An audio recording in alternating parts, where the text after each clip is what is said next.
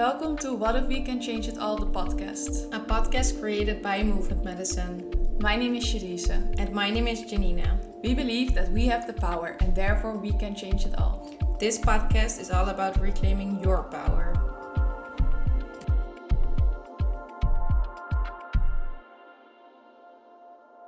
Hello, and welcome to a new episode. Today is something that we actually promised last month, I think. We are recording Sherise's story, and I think it is an important story to share and also a beautiful story to share, and it shows a lot of development and a lot of growth also, but also a lot of personal unseen things for her as well, if I said it correctly. So do you mind just diving in? Yeah. How to start? So actually I just googled the word in English. So I hope I pronounce it right. As some of you know, the people that know me and others maybe not, is that I was born with a cleft-palate. So again, I hope I say this right, which basically means that things in your mouth are like split open, meaning that when I was born, I got a surgery and I got a few more during my life. And I recently, of course I was aware of it, but I recently really figured that a lot of the communication, it sounds so logic when I say it out loud right now, but also because of going to the singing lessons / voice liberation, I kind of figured that a lot of communication things, I don't want to call it issues, things that happened during my life are connected to that, right? And again, when I say that out loud now, it sounds so logic. But somehow it wasn't during those times, and it actually is also a lot connected to like the singing and using my voice in different ways than talking, where it used to be also very much connected to talking, of course. Yeah, that is a starter. Do you have questions? Of course I do. You shared a little bit, and I've been living with you for a while, so I know a bit of the background story, right? But like, you shared a bit about like you having operations as a child and like going to hospitals and stuff. Like, do you remember a lot of the things? Yes, I actually mostly remember the scary things or the fearful things, to be honest. I can't really recall my first operation. Probably in my subconscious mind there is something there, but I don't have images of it. What I do have images of is, so I had to go for like a checkup or to make sure everything was right, like every 4 years, where there were a lot of tests done. And like photos and things and like stuff in my mouth, and there's like one moment I really really can remember, and I believe I was like around somewhere between 8 and 12, I would say. Somewhere, I think I was around 8 actually, because I wasn't that old. And there I have this image where I'm laying in like this hospital chair, and where there's like my doctor and then all these assistants like just bending over me and telling me, or like telling to each other and to my parents what's not normal about me, right? So the way I eat is not normal, apparently. I mean, for me it is very normal. And all the complications that happened and can happen, and even that can happen if I want children and stuff like that, that was all discussed just above me. And that again happened a little later when I was in my teenage years. Sorry about that. So that's one image. And then I also had an operation when I think I was 5, so that would be around 10. or so, I guess. And the only thing, no, there's two moments I know. There's one moment where I've been operating and I know I couldn't pee, and actually after your operation you need to pee, otherwise they won't let you go or you can't leave the room. So that was one thing. And then another moment was when we needed to do another scan, and I had like all this like sticky plasters, bandages around my mouth, and I was looking in before I saw my myself like during through windows and stuff like that. But then there was like I was standing in the elevator, so there was a mirror there, and then I figured that all those dark spots was still blood. So that was pretty traumatizing. And another moment is that after that operation, I went back to school, but I had all these stitches between my teeth, and they were all purple. And so a lot of kids started asking questions, of course. And then I had another operation when I was already in my bachelor. I was around 1920, I guess. And I almost choked in my own blood just before the operation. So that was pretty traumatic as well, I can say. So yeah, a lot of those bad moments are there, but then also the logopedy, like the person that helps you talking. Speech therapy. Speech therapy, thank you. Mm. Which wasn't, that was actually a good memory because I got a lot of drawings there and I needed to like talk and draw at the same time, which I remember because you had this like big ass binder with like all like drawings and like things to do. And I was like, as a little kid, I was like, oh my God, this is so cool what she gets like every week. And like, yeah, sorry, go yeah. on. And I had like these things I needed to put in my mouth, but that was somehow that was fun, which is actually good. I think I never realized that, but that was really fun. I really enjoyed going there, and it didn't seem like something was wrong with me. It just seemed something I needed to go, but I very much enjoyed it at the same time. Yeah. Hmm. Did you feel like that as a child? Because you also said like at a certain point you also needed to explain it to other kids, and kids can be quite honest, which is nice because you know what you get, but also like it can be hard when you're also a kid and you have to explain this like complicated thing that is like happening and you also not fully understanding why it is happening. So how was that for you? I I always found it hard to talk about it, actually. I remember like one of my best friends had her birthday and I was there, and then someone, a friend of her, I mean, I think I was like 11 or so, a friend of her not going to the same school asked what I had.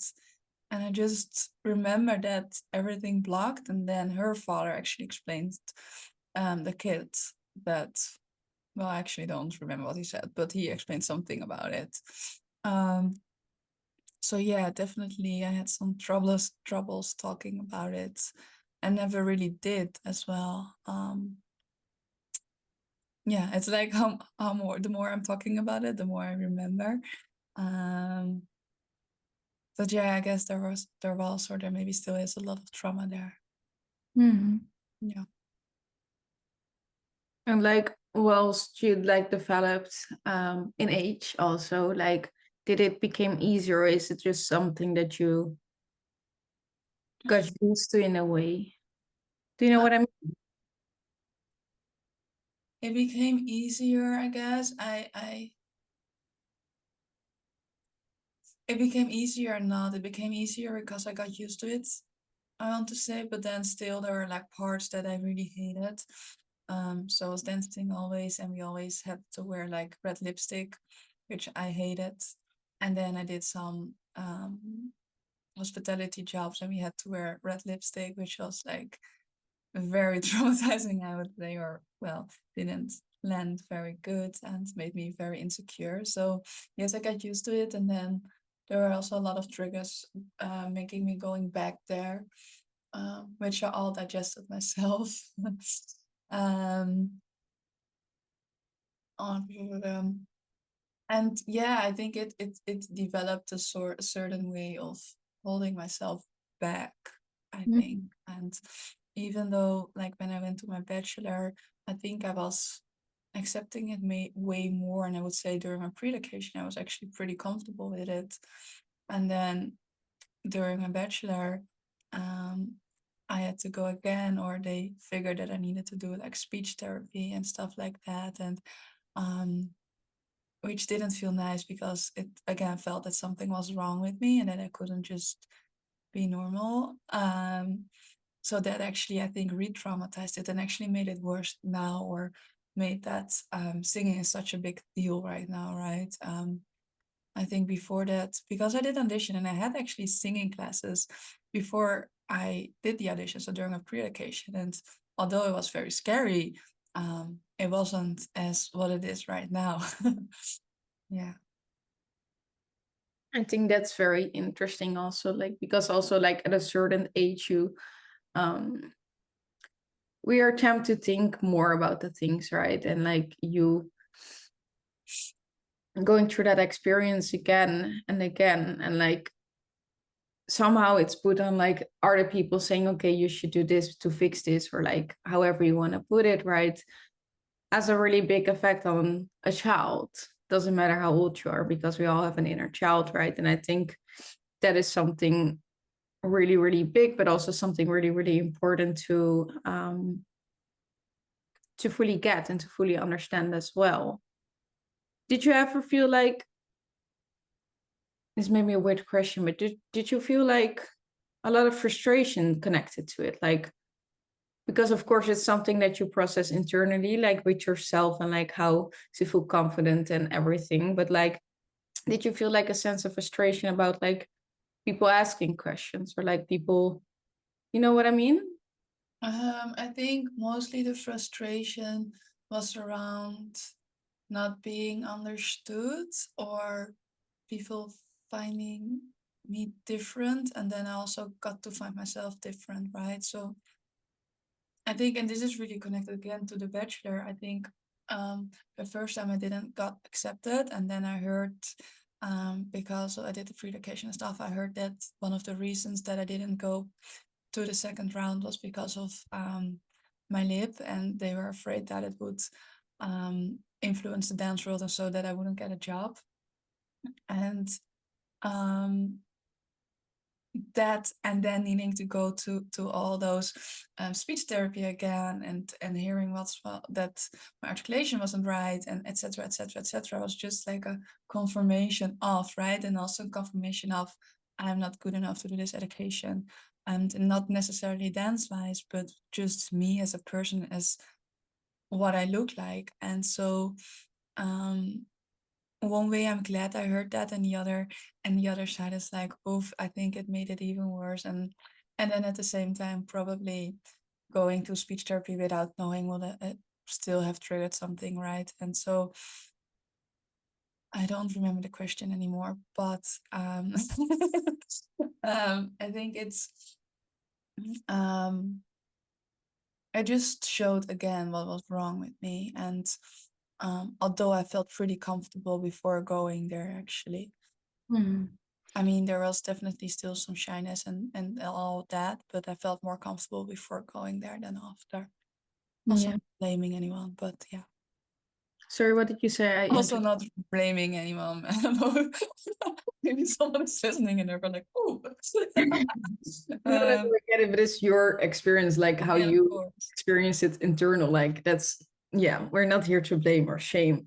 And I No. think it is like you exactly answered my question. And I think, I forgot my thought. Oh yeah, and I think that also shows like how easy we as humans are, like to create like a whole story, or a whole outcome for someone, like without even knowing them, or without even giving them a chance. We have this whole background story, but also like future story created. For example, like you not getting a job as a dancer, like we now know that's absolute, like, ooh, we now know that, but like it's so interesting how easy it is for like people on the outside to create something and project something, but also like project their own fears and probably their own traumas and things and insecurities onto someone else without knowing like the effect that it has on the person itself, right? And I think what is so beautiful about your story is that you went through it all, And of course, you didn't feel good all the time or safe all the time. Let's not like bypass that as well. But I think it really shows like the power that we have as humans, and also the power that we have to eventually like shift that around and make it like the narrative more positive for ourselves. Mm. What do you think that really helped you to make that switch? I know this is a hard one, but yeah. Ooh, I think what really helped me, first of all, is getting dance jobs because it was something that I was labeled on not being able to, right? Um, that's one of the things, and that my dancing didn't affect it the way, or like didn't affect, no, that my physical appearance didn't affect my dance career or whatever. Mm. And then just doing the work, and it sounds so cheesy. um, but like going deep and understanding myself better and better, and why I act and handle the way I do. And I think it's even that now I am just really ready to look it in the eye, right? I mean, I don't want to say I didn't before, because I did, but now I think I'm now really eye and eye with myself, to be honest. And going to the singing classes made me realize a lot about my upbringing, about um, not being able to talk about it, or never have had like really conversation about it, about my school life, but also um, about how much I forced myself. But also, like, I had a singing class, voice liberation, whatever you want to call it. I think she's calling it voice liberation coaching or something like that. Um, and so talking about it is quite comfortable right now, actually, and also there. But then she was like, okay, let's make some sounds. And I felt like this really like this block on my chest. And then I realized how much because I had also some singing classes in my last production, right? And I even sang on stage. Don't ask me how and how it sounded, but I did. Um, and so, but during that singing classes, or during that one-on-one session, I realized how much I hide it, hide, hidden, I whatever how I hidden, how I have been hitting myself. This doesn't make sense. I was just letting you struggle with that. I was hiding. Thank you. How I was hiding myself, uh, and and going softer than possible, right? And so needing to do it one by one, or just by myself in an environment that actually feels safe, um, was very, very difficult and um, was really hard. And that was really interesting. And also awakens a fire within that.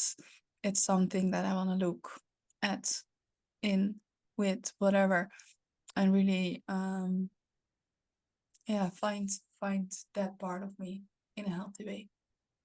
Yeah, you're going a layer deeper now, and that's really beautiful, because like sometimes it is okay for things to take time, right? And I think that is also really important to highlight. Like something comes up when we're ready to fully look it in the eye, and like you taking those voice liberation activation, however you want to call it, classes, like is like the first step of that, and like talking about it, and like you know, yeah, I think that's really, really, really, really beautiful, but also very vulnerable and powerful as well.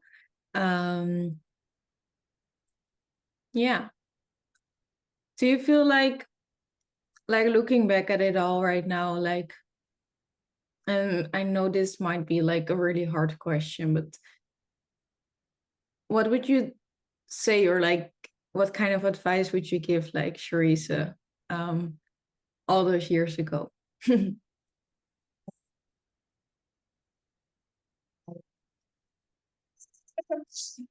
Right. I lost sound for a second. Oh, I said I don't know. I worked a lot with the affirmation mantra. I'm perfect as I am, and It's funny because I worked with it, but I'm not sure if it did really resonate then, but I think it's resonating more now. Um,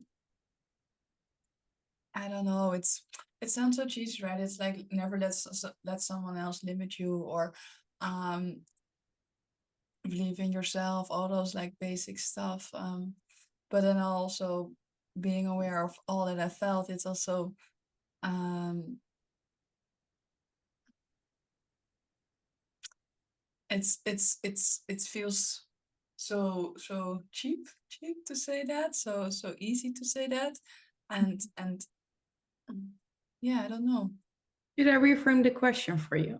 Mhm. You can try. What did you need? What did I need?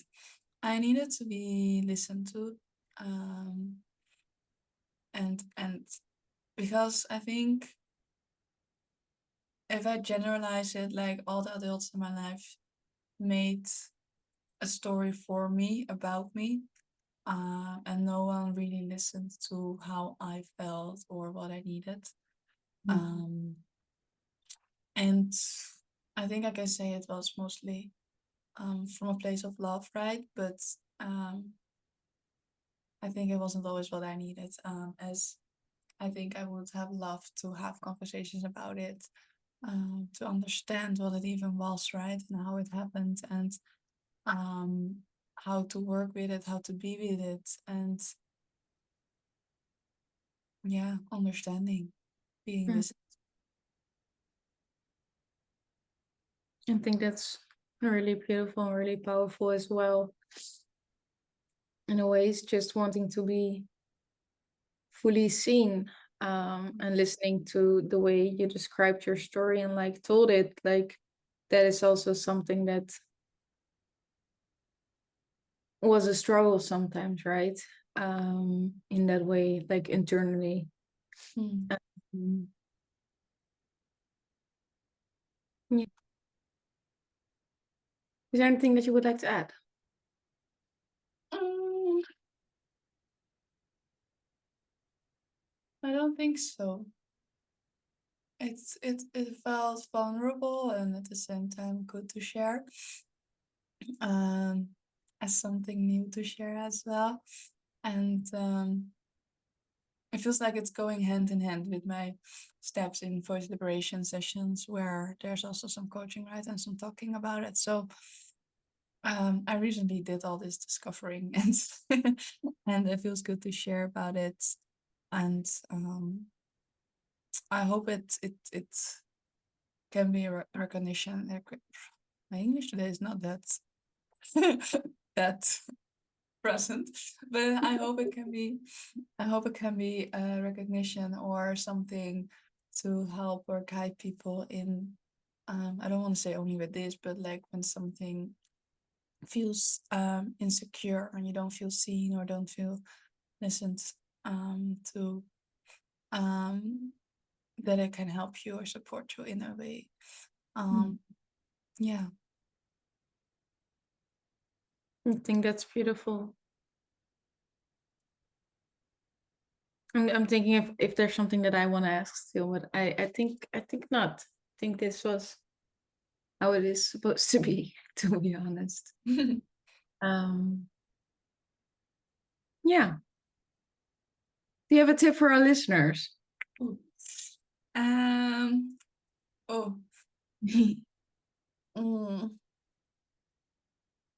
I think it will be never let anyone else tells you that you can't reach something. Mm. Um,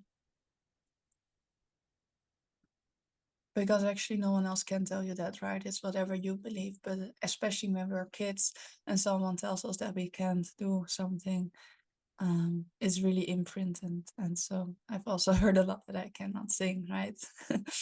and or cannot be a dancer or whatever. So yeah, I would say that. I have one last question. Sorry, it just popped up. Um, like before you started your bachelor, you explained a bit about like why you weren't accepted the first time. Did you notice that when you graduated? What do you mean? I don't get it. Didn't notice that. What? Like that people wouldn't hire you because of the way you look. So, no. No. I mean, you never know when you're not accepted, when they don't Yeah, take that's true. you. Never They would never tell know. you. But I never had the thought that it would be connected to this, let's say. Also, I mean, I think when it was this reason always, they would have just let me go in the first round, right? And that's not what happened. So if it was bothering them, yeah, I don't know. I don't think so. But yeah, you will never know. It never crossed my mind. That's good. That was the last thing that I wanted to add. Good. Well, I want to thank you for sharing your story so openly and so vulnerably. And for the rest of you, we will see, no, you will hear us next week. We are also actually planning something really cool and really exciting, and something that is free. So we will be posting and announcing that very soon. So keep an eye out on our Instagram to see all the information. It is going to be an online workshop. There's going to be movement. It's going to be free. It's going to be juicy. And yeah, so keep your eye out for that, because we are beyond excited. And that was it, actually. Yeah. Thank you so much for listening. I really appreciate it. If you want to, I don't know, if you have questions or want to share your story, feel free to reach out to me or my sister, of course, because I guess this is more my story. That's my story, so yeah. But yeah. And yeah, see you sort of next week. Bye-bye.